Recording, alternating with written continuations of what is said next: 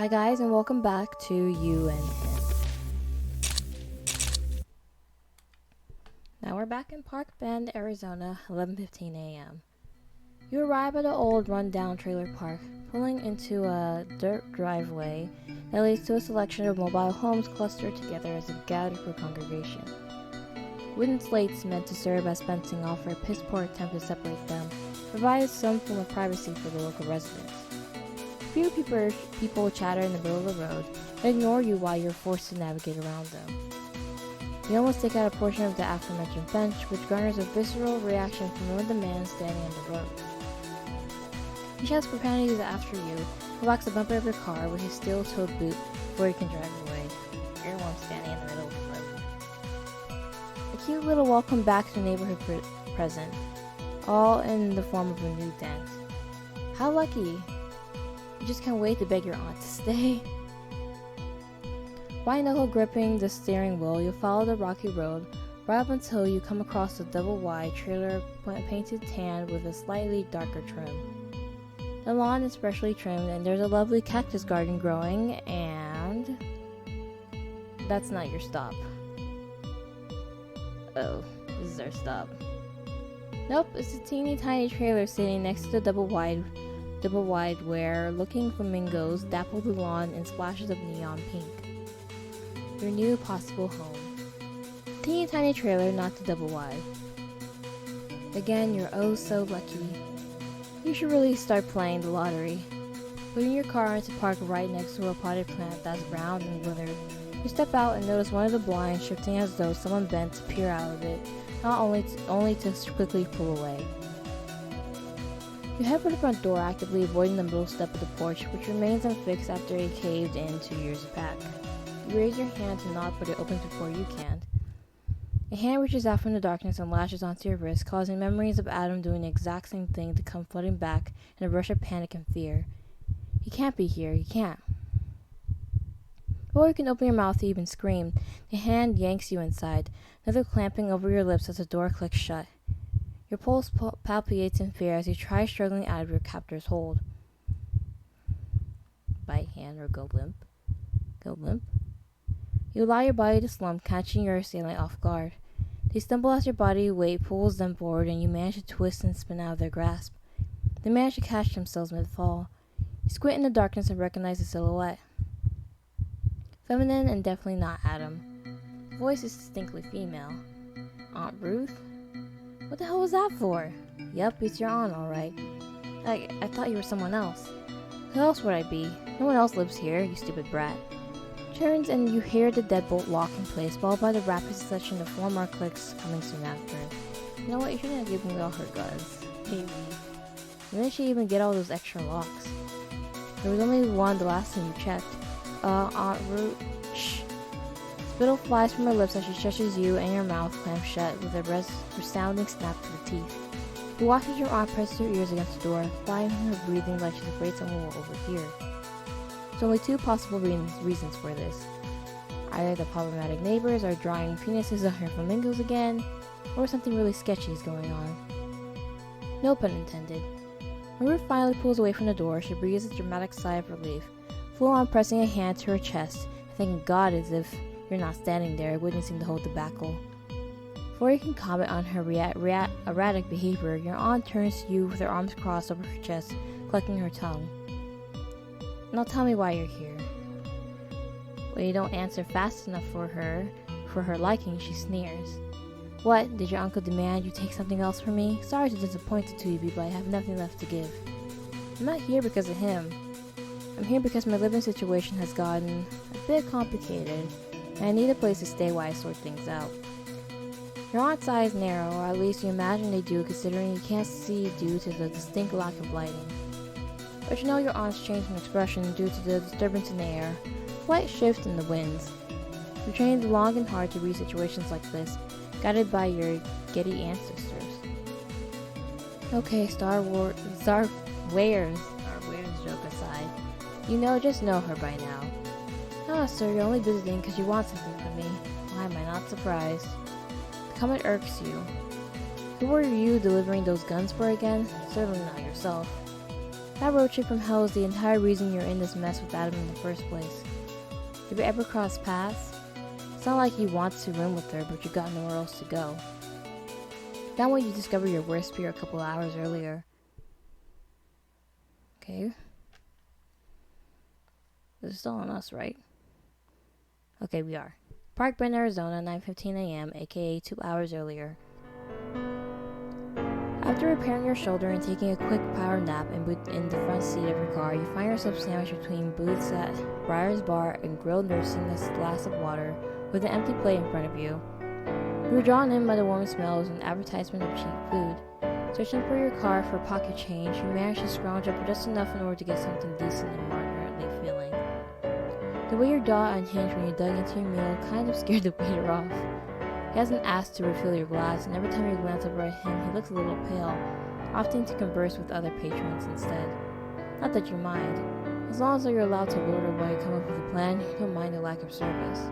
Besides, after running into Adam's LeBron, conversing with normal people proves difficult. You struggle a bit before, which is why your inner circle of friends remains far and few between. And now everyone is a potential threat, and in order to survive, you need to approach things carefully. This includes interacting with strangers. What you need is a friend or family member you can trust, someone who can help you while you try to decide if you're going to keep your apartment or skip town. Temporary place of refuge. Make a mental list of potential prospects, crossing out those who live out of state or those whom you've lost contact with, eliminating almost everyone in the process. All except for one. Can't live with your mom? I guess talking to our mom then. Aunt Ruth comes to mind due to her sheer proximity and availability rather than the level of trust you share with her. But she's your best bet. Still, you can return home and put this entire thing behind you thanks to the possibility of Adam losing interest. Maybe he thought you were an easy target. And you weren't, so maybe a drunken shout draws your attention towards the front of the bar where an older gentleman waves a busted TV remote in the air. Batteries, give me freaking batteries. I'm gonna miss the big game because of this stupid celebrity bullshit. His words slur together in a tangled mess. When the bartender ignores him, the man leans across the counter and tries yanking at the man's pants. The bartender rolls his eyes as he cleans the glass with a white dish towel and simply steps away. We've been over this, Jamie. Please don't make me call the police on you again. The young man, or Jamie as the bartender called him, slumps back in his seat and grumbles as he chucks the remote onto the bar. He pulls his arms over his chest like a spoiled child who just got told he couldn't have dessert before dinner. Your eyes glide up towards the TV to see what channel the TV's stuck on when your entire body goes rigid. Adam.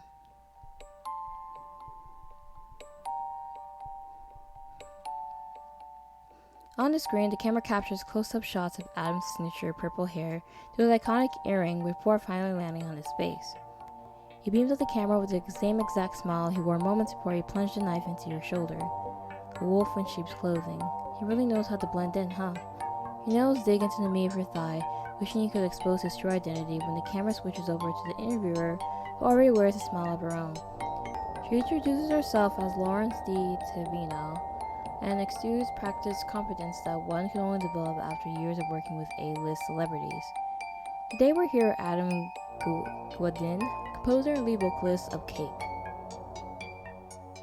She turns to him and strains a stack of laminated cards on her knees. Now, Adam, I heard about the accident and want to make sure you can handle doing this interview. Don't worry about rescheduling, just be honest with me. How are you feeling? Your stomach plummets at the mention of an accident. An interview from today? Sure enough, there's a slight bulge under his shirt right above his hip bone. Clear-cut evidence he made his way off the highway with the scars to prove it. Barbie wishes he bleed out on the asphalt, but you knew the blade didn't go deep enough to cause irreversible damage. You meant to maim, not kill, unlike a certain someone. And I hear that certain someone is continuing on with his life while you're loitering at an 18 and up bar out of beer. What completed and other bullshit. I'm great, Lawrence, and happy to be here. My injury was pretty shallow and we're just taking extra precautions to ensure my recovery goes smoothly. I'll be up and running again in no time at all. He turns towards the camera and you tense on reflex. Since Libby's looking straight at you with those sharp introspective eyes, the smile he gives the camera comes slow and mocking. After all, you can't get rid of me that easily. Lawrence gives a good-natured laugh, but the hairs on the back of her neck stand on end. To anyone else, he's a man determined to get back on his feet, but you know the comic was meant for you. It's a small way of saying he's not letting you go. Not by a long shot. Stare at the melting ice in your glass, trying to control your breathing as the interviewer presses a hand over her heart. I think I can speak for the most of us when I say we're happy to hear that you have such a wonderful support system taking care of you. Now, you mentioned a while back that you and the other members of Cake are pretty close. I assume they're part of your support system? Of course, they're like my brothers. They're my family. Same goes for my manager. Oh? And does he tell his found family about this cute hobby of this bemboweling people? Did he go on brotherly bonding expeditions and laugh in the faces of their victims? Are all the members of Cake just as messed up as their leader? I don't think so. Or a better question yet, are they all looking for you, the lamb who managed to escape the slaughter? Panic rises in your throat. You pinch the bridge of your nose and close your eyes, and you breathe deep as you hear the soft coos of the audience. You can't just let him get the best of you. You'll get through this. And besides, what are the odds the rest of his band members know and participate? Band members know and participate in what he does. The chances are slim. You're okay. You're safe. Probably the only person looking for you right now, and he's busy and on live TV. You're fine. You glare back up at the screen with newfound determination, and Lawrence's smiles, her severe features softened by expression. I can tell. You and, I'm sorry, what was your manager's name again? Saffron. Adam leans back in his seat, crossing one long leg over the other, wearing the most radiant smile as he looks at the camera. Saffron Albertret. Your heart stops for a moment. He did not just say Saffron. I'm just thinking, like, is someone actually named Saffron? That's expensive, right? Not the name Saffron same Saffron you just ran into hours earlier. There's no freaking way he found you that easily. But your guilt tells you that he did. And now Saffron's card burns a hole into your pocket.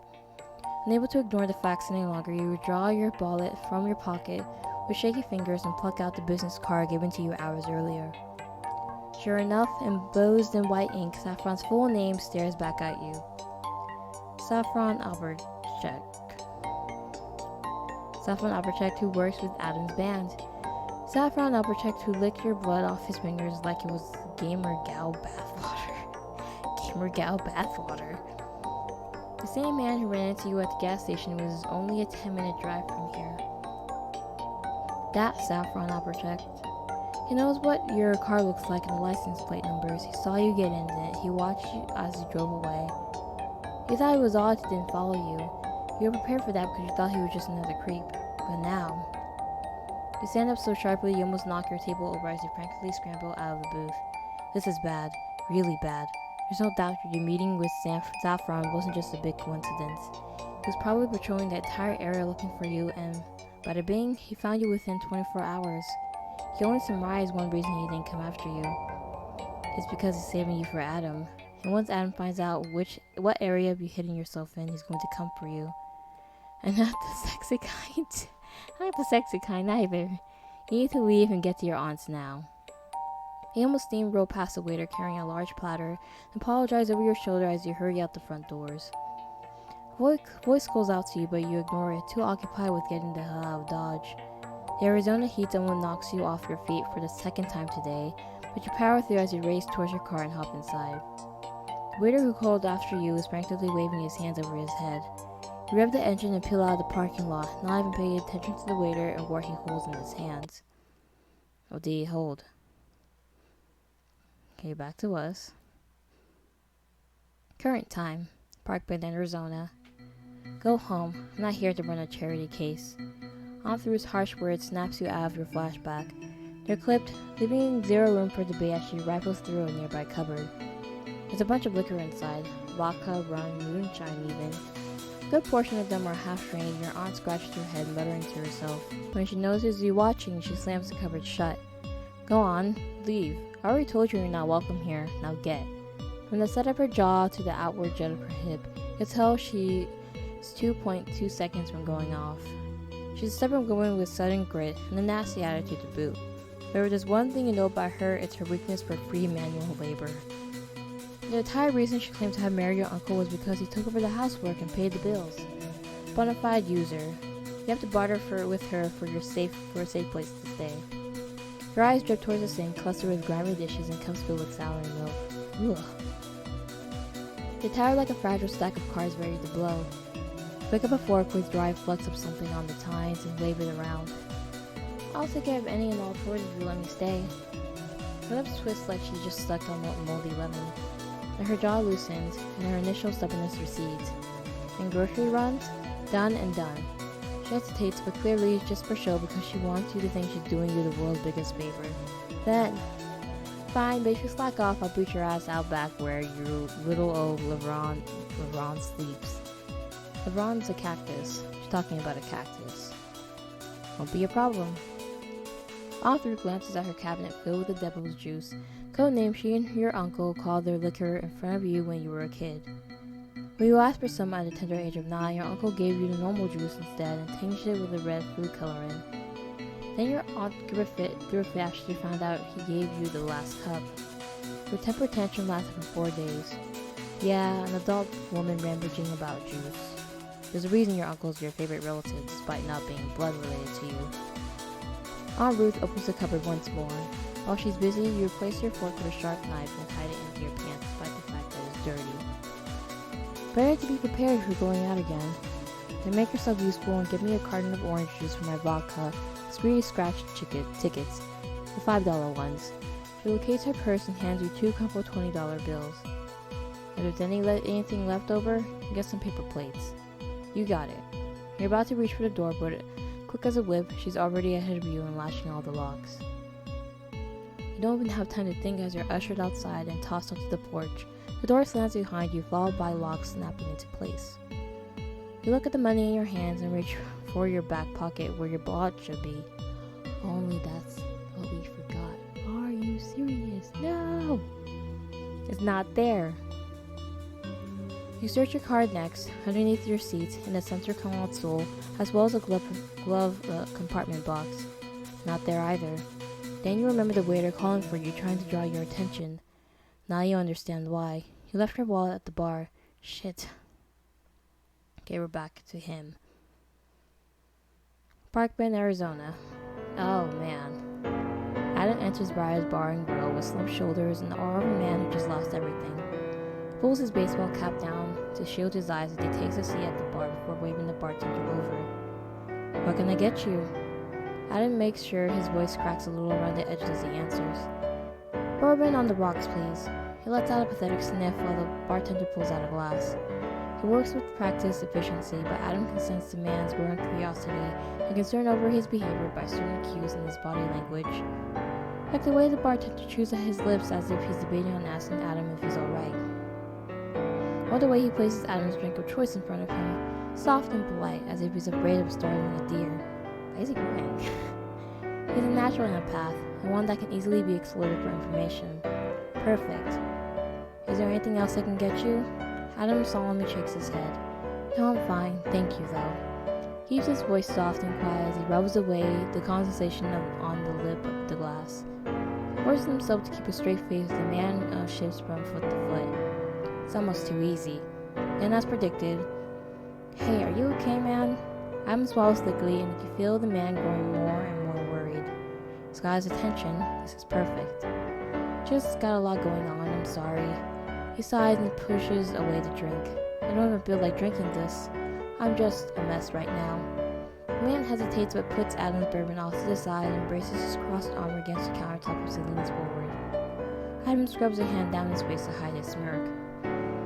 He really should try for acting one of these days. He's too good at it. After he finds you and slits your pretty little throat, he'll bring up the idea to Saffron. Knowing Saffron and his desire for the band to reach grander heights, he's almost certain he'll agree. First things first, he needs to weasel some information out of this guy. You could talk about it if you want, I'll listen. Adam shakes his head, face still covered. It's so hard not to laugh. Why are these people so easy? He clears his throat of laughter, although the bartender will think otherwise. I don't want to bother you. I've already done enough today. No, it's okay. That's what bartenders are here for, yeah? He's so sweet and sincere, Adam could puke. But instead, Adam just lowers his hand and lets out a deep, shuddering breath. It's silly, but I got into a fight with my significant other. It started off as a light argument. They were frustrated over something I said, and I responded negatively because I didn't think it was that bad. Adam sniffs again. Then it spiraled from there, and they ran out of the house. I spent hours looking for them, but I don't know where they ran off to. And they won't answer their phone. I'm scared they got hurt. The bartender grows solemn. Well, maybe I can keep an eye out and tell them you were looking for them. What did they look like? Adam whips out his phone and shows him a picture of you. It's the one he grabbed off your social media and saved for the exact purpose, photoshopping the two of you together in order to feed into his story. The bartender takes Adam's phone and scratches the back of his head. Oh yeah, actually, they were here a couple of hours ago. Adam perks up. Really? And they're okay? They're not hurt? The man gives Adam his phone back. No, they seem a bit jittery and left their wallet behind. He passed the back of his pocket for emphasis. I picked it up and tried calling after them, but they seemed like they were in a hurry. I'll keep it on hand in case they come back looking for it. Adam looks down at your photo with fake fondness. I'm so glad. Thank you so much. Maybe they're still near here? Sorry I couldn't help more. Adam allows a few fake tears to slip from his eyes and rubs them away with his thumb and forefinger. As if on cue, the bartender rounds the counter and soothes Adam with a comforting pat to the back. A warm, comforting presence to some, but to Adam it's annoying. Pathetic. Still, he's giving him the perfect opportunity, and what kind of man would Adam be if he didn't take it? He stands up and hugs the bartender. This is a lot. Bartender, who stiffens in surprise at this sudden gesture.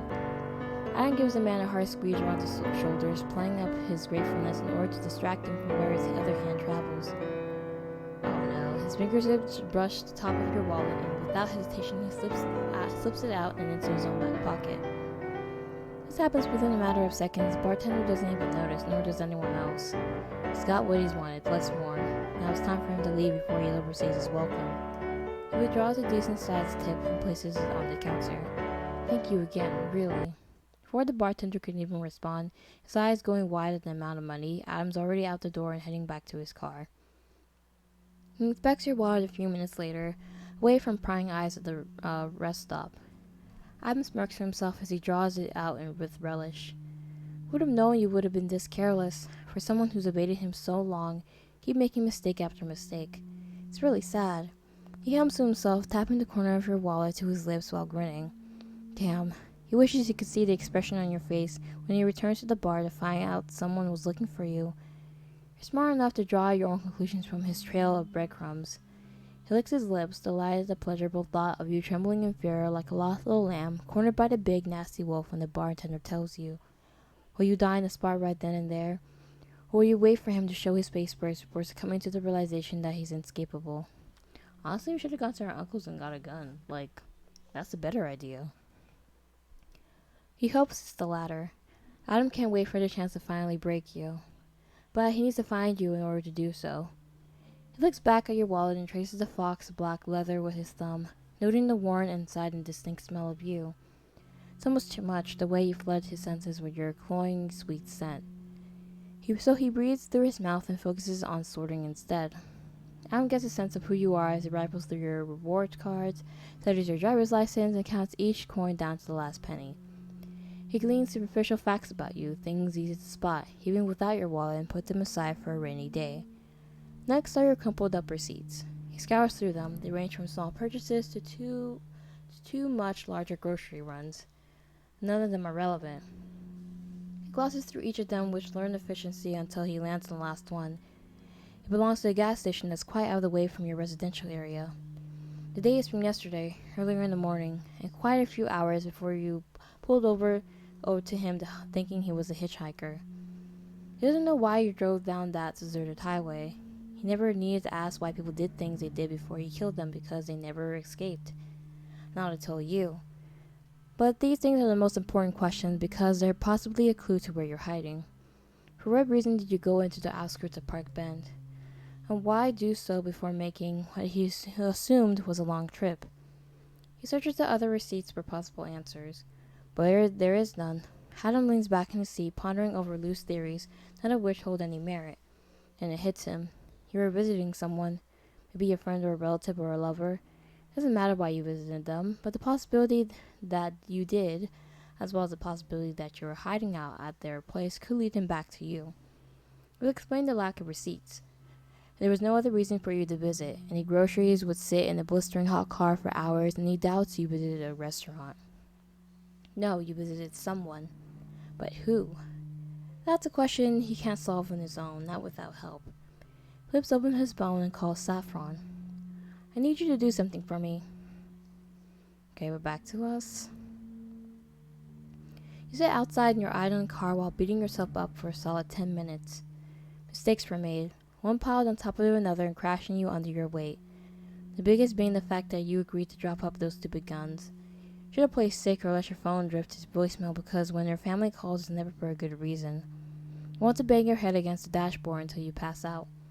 Of course you left your wallet because of course everything that can go wrong will. You're so freaking tired of this. Of the games, of hiding, of panicking, of not knowing what to do. Adam should be the one who's afraid, not you. Not when he's the one who has everything left to lose while you have nothing. But he's after your life, and while it's shitty at times, you're kind of attached to it. Going out for once for a grocery run wouldn't be so bad if you could just order future stuff online. But losing your license and debit card means you'll have to wait. You not have a phone? And the last time you tried replacing your debit card, it got lost in the mail and you were forced to wait 2 extra weeks. The delivery service sucks here, so more than likely it's going to happen a second time. Which leaves you with 2 options. Either go back to the bar, risk running into Mr. Relentless, but minimize the need to go outside as frequently, or hope the delivery guy doesn't fail you and risk going out to get groceries for the next few weeks. Neither option is great, but going to the bar makes for one big risk while the other makes for multiple. The choice is obvious. You have to return to the bar. You look at the cash your aunt handed you, wishing she used debit cards instead. But the woman refuses to expose herself to online feds and works under the table. Everything comes either in crisp dollar bills or nothing at all. She errs on the side of caution, but in all honesty, maybe you should take a few notes from her book. Honestly, she's not wrong. Especially with Adam on your tail. But you at least have something you didn't have last time. A sharp kitchen knife glints in the passenger seat. Sure, it's grimy, but at least you can defend yourself rather than being defenseless. You mentally prepare yourself on the drive over. There's no telling if you have to use it. Aunt Ruth? Interesting. Parkman, Arizona. Ruth stands beside her bed looking down at an old photograph from before she ever got married. The one where she's in front of her old church the day after her high school graduation. Here, she's younger, prettier, hopeful for the future. A sharp contrast to the woman reflected in the glass, her eyes tired from battling nightmares and skin wrinkled from age. How would her younger self feel, seeing her now? Probably ashamed and disgusted. She knows herself well enough to see that much. Back in those days, everything was sorted into neat little boxes, and anything that stood outside of it was a menace to society. And those ideals matched that of her friends perfectly. So much that her mother used to tease the 6 of them about being a hive mind. She's also the one that took this photo, catching Ruth and her friends mid-laughter with their matching cotton dresses of alternating teals and pinks. How many years has it been since then? She's lost count. It's hard to keep track of months and days and years when they all bleed together in one monotonous heap. Her ex-husband was the reason she was able to keep track of time. And now he's gone, taking all her precious guns with him. Did he know the real reason why she slept with a knife under her pillow and a revolver in her nightstand? Did he take them out of spite? Or was he really that thick-headed? She'll never know. Ruth places the photo back into her drawer for safekeeping, places the photo frame down before slamming the drawer shut.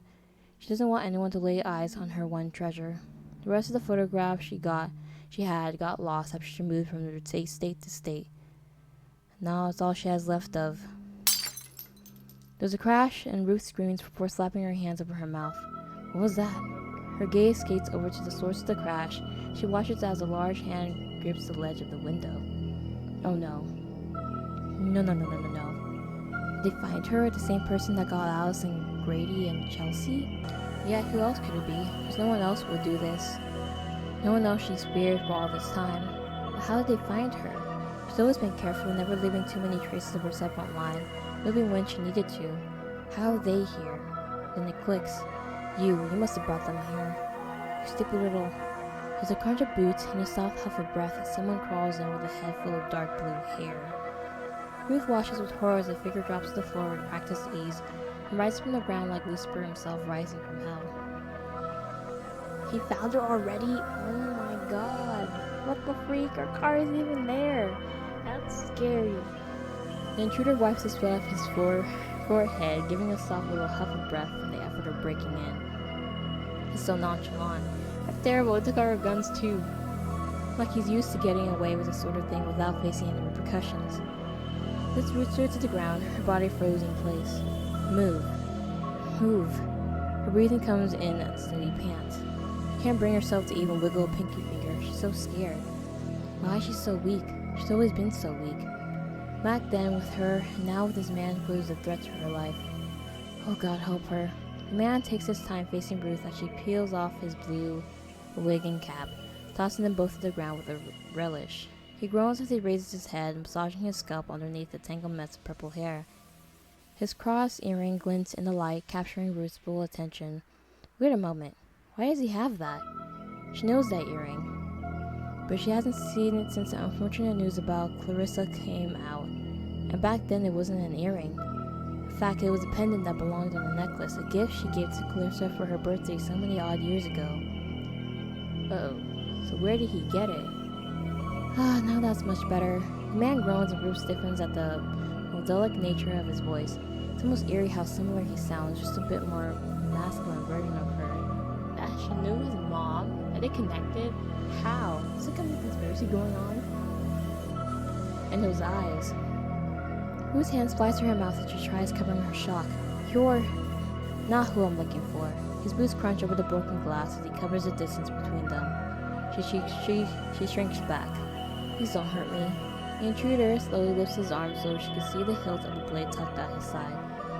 He smirks at the way she shrinks back, reveling in the effect he has over her. He's sick, twisted. Ruth backs up against her nightstand. Fingertips drip towards the handle of the drawer she works on, inching it outwards. What do you want from me? Don't you say I have nothing to give? I beg to differ. I'm not the begging sort. His eyes wander over to where she's inching the drawer open. What do you have in there? I don't. She yanks the drawer open, her fingers brush metal before Adam yanks her hand away by the wrist. Ruth shrieks as he towers over her. You're not supposed to play with guns. They're dangerous, you know. He says, flicking his free hand towards the revolver. Oh, she did have a gun. Oh, you didn't use it in time. You wouldn't accidentally want to hurt me, would you? Ruth's bottom lip trembles. She can't bring herself to answer, and the intruder rolls his eyes before they land on the picture hidden in her nightstand. Oh, what's this? He tries to grab her treasure, and Ruth's brain regains connectivity, grabbing his arm before he can. Don't touch that. There's venom in her voice, surprising both her and the intruder. The man accidentally cracks an annoyed smile. I see. The family resemblance now. Turns out you got a bit of a piss and vinegar in you as well. Honestly, it's really annoying. He rips Ruth's hand off his arm, sending her tumbling onto her bed. Before she can make another attempt to stop him, the man picks up the group photo with a definite smirk. Ruth knows when he spots her because his entire body goes rigid, eyes snapping wide open like blinds in the window. He mouths a single word, and just like that, Ruth's suspicions are confirmed. She never knew what happened to him. She didn't even recognize him at first because he'd grown so much and changed everything about himself. But now, I'm sure you don't remember me, Adam, but Adam's face goes stone cold and the heat in the room drops 20 degrees, chilling Ruth to the bone. He grips the frame so hard the wood cracks from the pressure. Well, isn't this interesting? He looks down at her. Hatred in his eyes is absolute. If he didn't want to kill her before, he's almost certain he does now. There's no reason he wouldn't at this point. They both know what she's done, the grief she's caused. It's all caused that all of them caused. Now her karma has returned tenfold. She's going to die, and she knows it. Ruth scrambles backwards on the bed before she hits the wall as he draws his knife. I'm sorry, so sorry. Adam cocks his head, his grip on the hilt white-knuckled. No, you aren't. Ruth screams as the steel descends on her, causing a few lazy crows resting on her back lawn to go shooting up towards the graying skies. Oh. Okay. So I'm gonna end the episode here today. So it seems like our families are connected somehow. Well, it seems like our Aunt Ruth did something, caused something to happen with his mom or something by maybe by accident, and it caused something bigger to happen, which ended in his mom like, dying. So Aunt Ruth is dead, and now we're doomed because we're gonna know. Oh, he found us already. And how did he find us? He just assumed like maybe he just asked people there, like, do you see like a certain car go by and blah blah blah and whatnot. But yeah, this is getting interesting. Yeah. So thank you guys so much for watching this video. Bye.